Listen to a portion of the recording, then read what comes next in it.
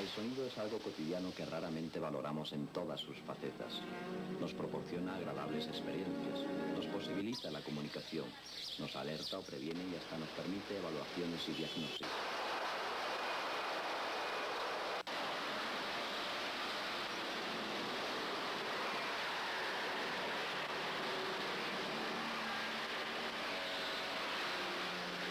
Pero cada vez con más frecuencia, muchos sonidos nos resultan molestos o indeseados, siendo estos a los que llamamos ruidos.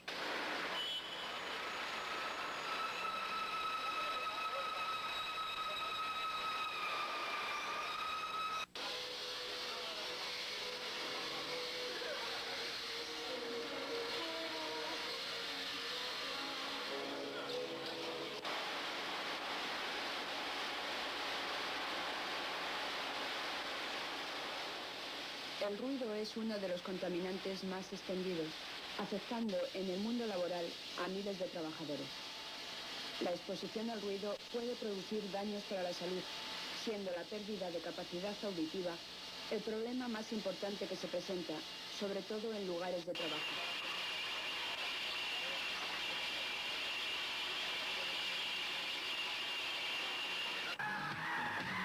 Sin embargo, sonidos que no consideramos ruidos también pueden perjudicarnos.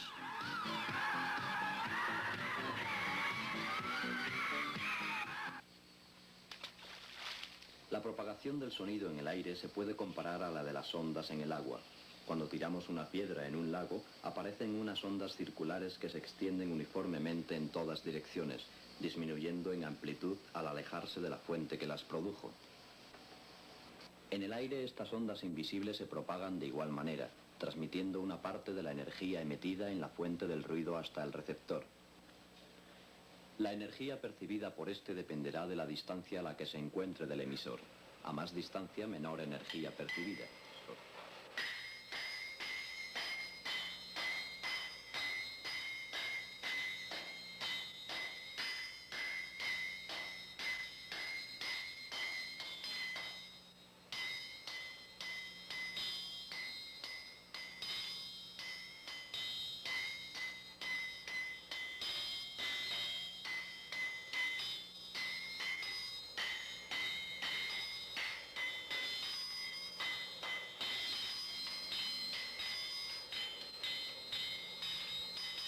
Sin embargo, cuando el sonido encuentra un obstáculo en el camino, una parte del mismo se refleja, otra es absorbida por el objeto y el resto se transmite a través de este.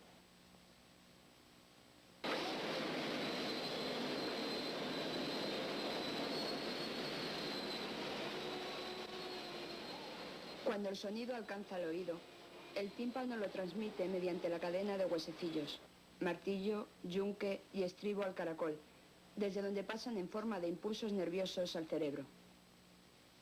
El oído humano es capaz de percibir sonidos de frecuencias comprendidas entre 20 y 20.000 hercios.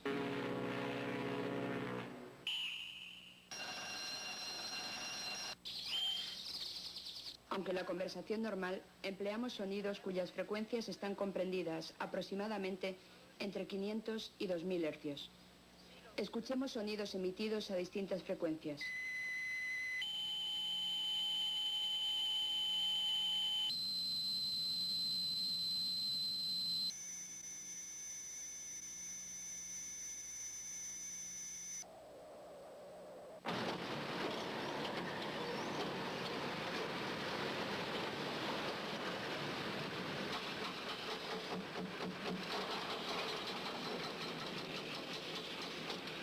La exposición a altos niveles de ruido puede provocar una pérdida temporal de la capacidad auditiva que puede llegar a ser irreversible si la exposición se prolonga en el tiempo. Por otra parte, exposiciones a muy alto nivel de ruido de corta duración, tales como detonaciones, pueden llegar a ocasionar una rotura de tímpano. La exposición al ruido no solo afecta al sistema auditivo, sino que produce efectos extraauditivos tales como estrés, aumentos de la frecuencia respiratoria, afecciones de estómago e intestino, disminución de la agudeza visual, trastornos nerviosos, dificultades de la atención, etc.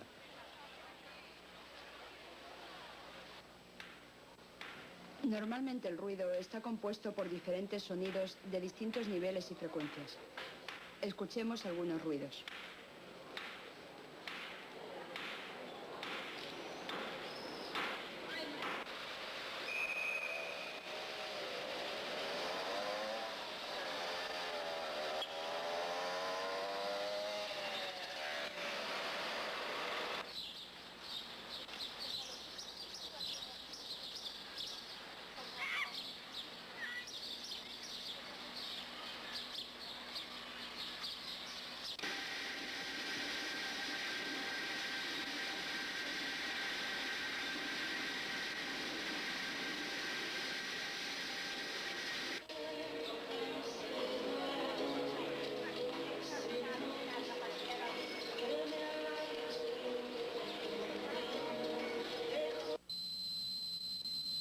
El nivel de ruido depende de la energía empleada en generarlo y la frecuencia de la forma en que éste se genere.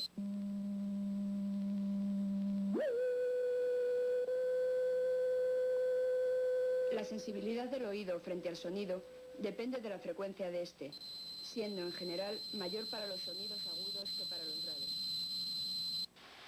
El nivel de ruido se mide en decibelios. Ahora bien, la capacidad del oído humano para percibir estos niveles, considerando su diferente sensibilidad a las distintas frecuencias, se expresa en decibelios A. El riesgo de que se produzca pérdida de la capacidad auditiva depende del nivel medido en decibelios A y del tiempo de exposición. Por eso, no se debe plantear la pregunta ¿qué niveles de ruido son tolerables?, sino ¿qué niveles de ruido son tolerables para un cierto tiempo de exposición?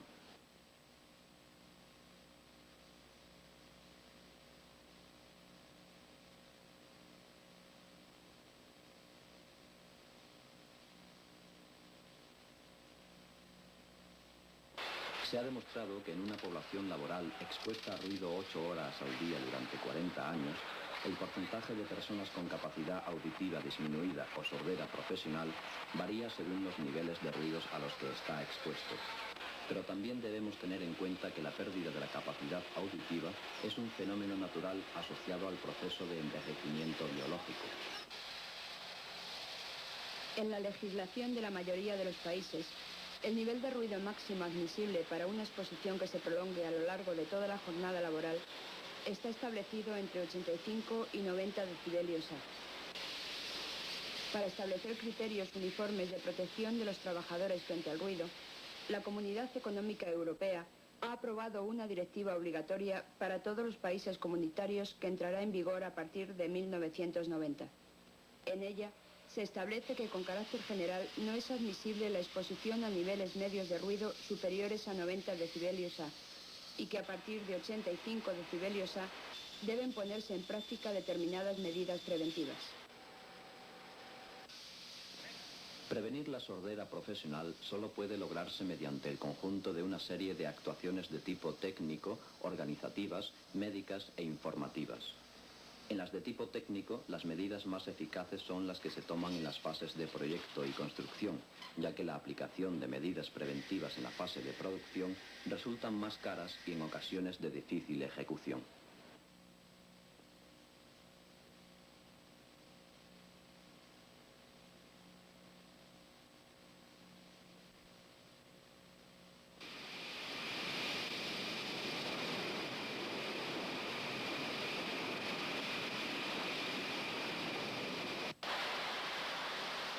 Las medidas técnicas aplicables para la reducción del ruido deberán tomarse teniendo en cuenta el siguiente orden de prioridades. 1. Actuando sobre el foco productor a fin de reducir el nivel de ruido en la fuente. 2.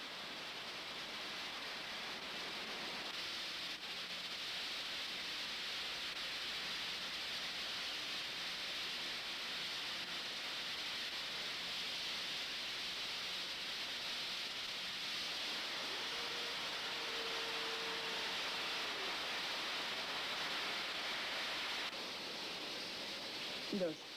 Actuando sobre la propagación del ruido, interponiendo materiales aislantes y absorbentes.